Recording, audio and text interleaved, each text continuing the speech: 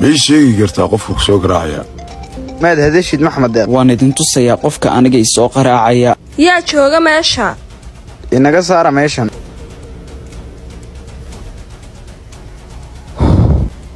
war idinku ma iska socotaan meedan shaqaysanayn bow iyo shaqo kaalay adigu hooyo ila hadal alaabta ma la iibinay halka iska yar fadhiisan yar kadib baa lagu iimanayaa hayo hooyo mahadsan laakiin timaama iska xirta dibjar baa ay kaatee maxaa kaa galay adiga lama aniga naay leedahay dee naag maad hayn yaala suuqa misku raacnaa qaali ilaa hadda ma hayo jeedada raggaas ma jira qof aad uga shakisan tahay maxamedeen muraayadeedoo kalead wax ku arkaysaa ninka waan ka shaksanahay amba wax dhaqdhaqaaqa ma samayn doonno keliya korkaan kala socon doonno ciyaartu hadday bilaamaysaa adduunka intaad nooshahay rag iyo xababa waa la urursadaa dunidan aad arkaysaba waa sidii keegeerood goosatay mid dib jiro xun baa ileh qaali sidii inan yar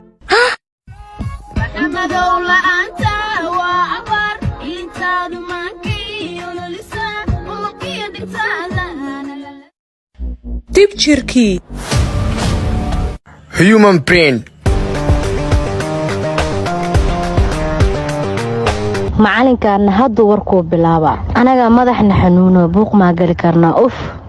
macalin qalinaa doonanaa hay ordoono marka maskaxda bini'aadanka waxay u kala baxdaa macalin suuliya rabaano hay orto macalin hal mar hooyo isoo cuusaa la hadlaa hay bah yaa waxa ku raba marka ani maanta waxaa leenahay human reproductive system ardaydeedii maanta xiisadeen waxay ku saabsan tahay qaabka nin iyo naag ay cunug ku dhalayaan maanta heegan atiine kana horumarinaa kabacdi kana sharxinaa lasi hal marta tiri doon niyo laab simbal oo dhigno adi doono saaxiibnaa niyo aan madaxa wareero ad istaag saaxiib doonno wiilo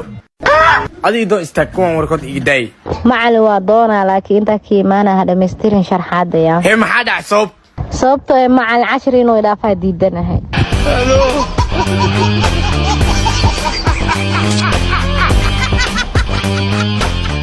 hooyooyinkeeni fadlan istaaya waan isteeni laakiin idinku soo carruurtayda ma tihidiin hooyo adigu waadna dhashay hooyo aadna waadna soo korisay fadlan isfahma reerkayga ayaan daraaddiin uga soo gaysaan idin koriyo idinka taariikh baad noo leedahay hooyo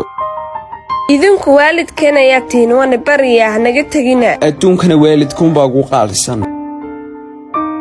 dunyadaba waa imtixaan wax kastana waa loo dulqaataa mar waxaan jeclaan lahaa inaan la kulmo reerkaaga si aad annaga noo koriso ayaad uga soo tagtay soo maaha hooyo haa wiilkaygii intida guriga saan walaashay loo simayn ka soo takhallusa aniga ayaa garabkaaga taagan saaxiib haddaba hadday saa tahay waa inaan iska baxaa hooyo waa ku baryaa hanaga tegin wiilkayga gabadhan ayaani soo korisay iskala jooga ka waran hooyo haddaynu wada noolaano noqono faamili isku duuban fikirkaa wila wanaagsan yahay amba walaala carruurtayda adigaa soo kariyay uun ku baryaayay ilaasho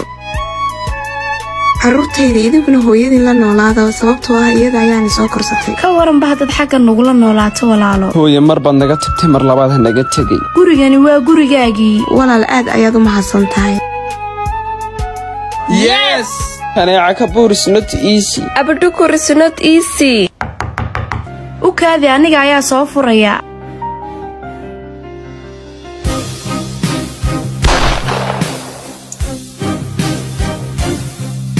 hayaa baaybatan xisaabtiin qabso wiilo hoo bixi moobeelka boorsada uu soo tagay hoo guuxay adile waa saaxiib ani moobeelka iga dumeen xataa idinku waxaa isku baabaasinaya lacagta dhiiba kow intii ana keen horta guuxa ayaana keenay bisee lacagtaasaa bixinaaye wax ma hay hadda maxaa sameeyaa marka lacagta anaa kaa wada bixina lacagta hal shardiyaa wataa hay guys jaceelkay guuxa ayaa saaxiibtiisa maanta casho siinaya rasiidkiina waa ka haddaa bixin aada u mahadsantahay hana duuminaya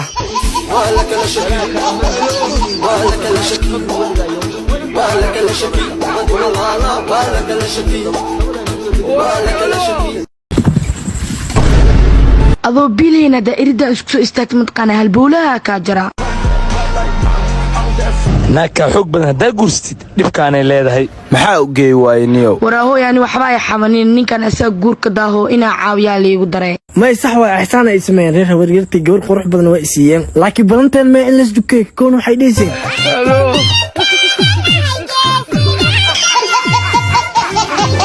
garab istaag saamiyo